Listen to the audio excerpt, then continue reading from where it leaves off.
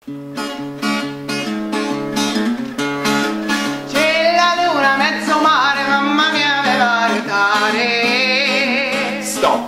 Unless you have hot espresso in your hand, you really can't watch this video.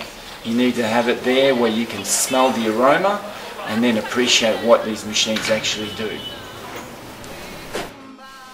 My name's Daniel Di Paolo. I have 120 espresso machines. Currently I have 20 on exhibition at the Italian Museum, Melbourne.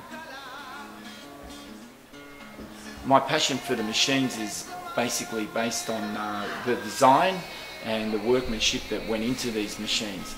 A lot of these machines were created in the 50s, and they're based on front grills of cars, back end of Cadillacs, all that sort of retro look that was dominant in the 50s. This machine is a Eureka. It's a 1950s machine manufactured in Italy. The machine has historical significance because it actually was sent to a place called Kuma, where the Snowy Mountains scheme was, and it was used for supplying coffee to all the Italian migrants, or actually Europeans that were actually working on the scheme. These machines were beautifully designed to give manufacturers a competitive edge, but the most important thing was their ability to make a great espresso.